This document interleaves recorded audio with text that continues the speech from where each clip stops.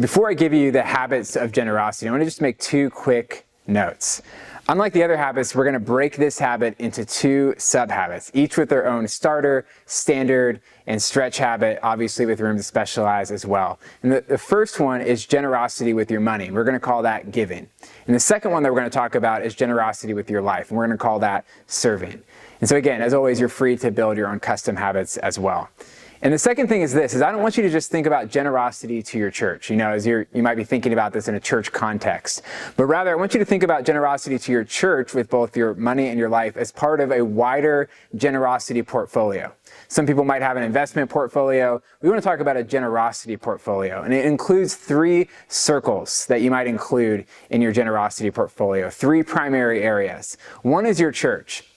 That with your generosity, you want to meet the needs of your church. Every church has a budget, and every church has volunteer positions that need to be filled in order to do what they do. And so this is being generous with your finances and generous with your time and skills. The second circle, or the second area for your generosity portfolio, is your community.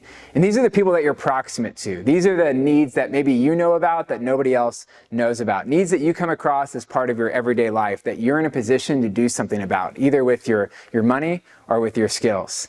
And the third circle or area to include in your generosity portfolio is your charities. And this is generously meeting the needs of organizations and causes that you care deeply about, that are equipped to meet and fulfill the mission of God in really systematic, well-designed ways. And so we want to make sure that we're giving and serving those as well. And so I want you to keep those three areas of generosity as part of a generosity portfolio that you keep in mind as we are about to talk about 3 habits of giving and 3 habits of serving. So let's talk about 3 habits of giving, generosity with your money. The starter habit is this, is to give away 1% of your income, or $10 every month. And I say 1% or $10 because some of you are like, I didn't take this course to be reminded of math. Just give me something easy to do. So $10 is a place that you can start. It's just to save you that step of calculating. Now, most pastors would say you have to start with 10%. That's the place to start. But I don't really believe that's true. I think you can start anywhere, whatever works for you in this season of your life.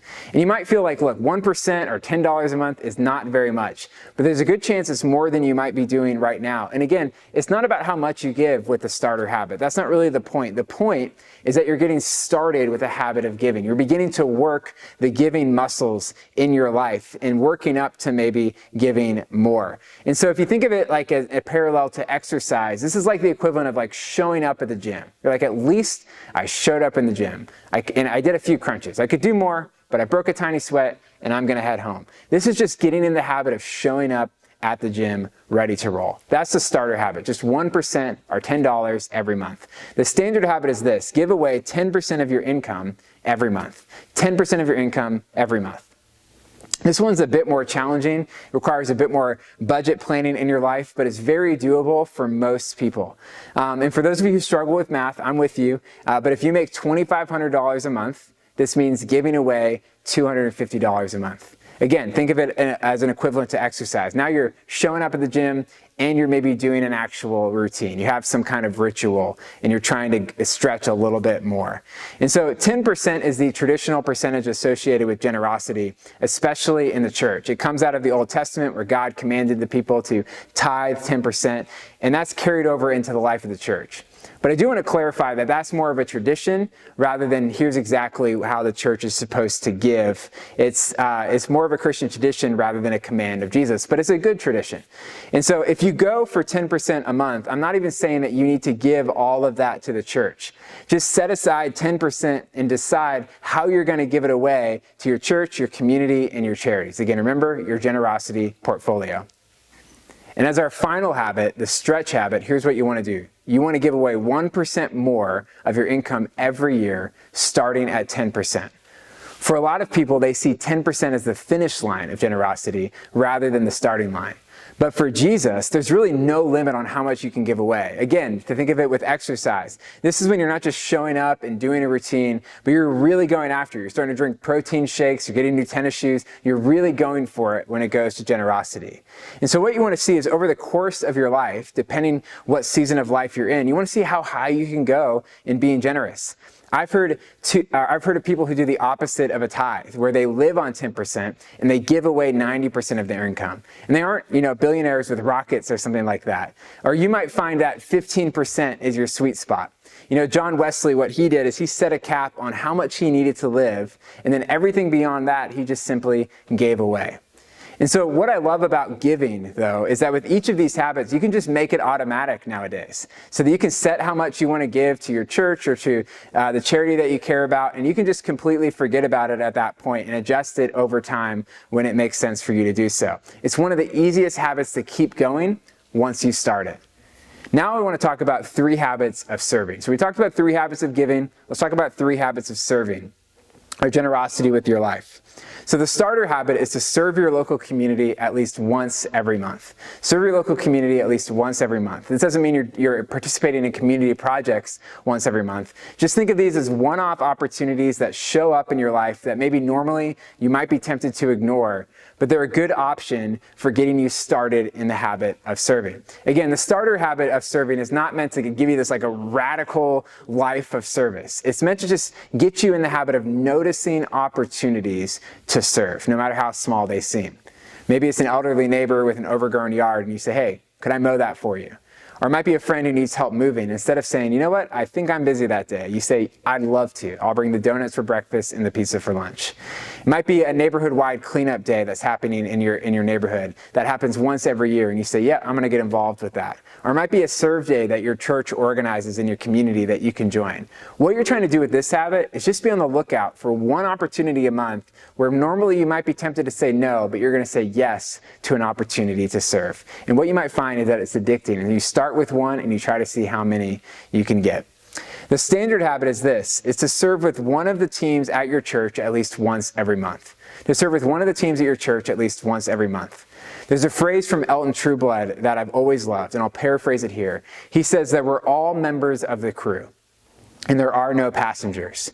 Everything that your church does requires everybody in your church. Just as a body doesn't function properly if one of the parts isn't working, all the parts have to work together. And so every team or every church has lots of teams that is made up of volunteers. You might have prayer or a kids ministry or worship or hospitality or setup and tear down or production. And so don't be the reason that your church is short on volunteers. Find an opportunity that fits your skills, spiritual gifts, availability, season of life, and passion. And maybe your church has a class or a course that you can take that introduces you to the teams in your church. And if it does, start there. That would be a great place to get moving. I have a friend at one point who felt ready to start a habit of serving. And he simply went up to the pastor at the time and he said, hey, where can I serve? He said, just tell me some opportunities. And so they met up. They figured out where he might be a good fit, and he started serving in one of the ministries. And within a few years, he was actually leading that ministry. It started with availability and a willingness to serve anywhere, and it led to doing so much more. Finally, the stretch habit is this: serve one charitable organization you love at least once every month. Just like churches, every organization can only do what it does because of volunteers who step up to serve. And you're probably surrounded by all kinds of incredible organizations, and you can't serve them all, but you can serve one. Maybe you already have one in your heart. One immediately comes to mind. Maybe you're already serving somewhere, and that's awesome. But maybe you're not sure where to start. Maybe look through a list of organizations that your church partners with and see if any of those organizations inspires you to get involved. I remember I was in my early 20s and I was serving as a guitar instructor with an organization in my city that works with at-risk children and youth. And I was teaching kids how to basically just play the 3 chords that will allow you to master any worship song.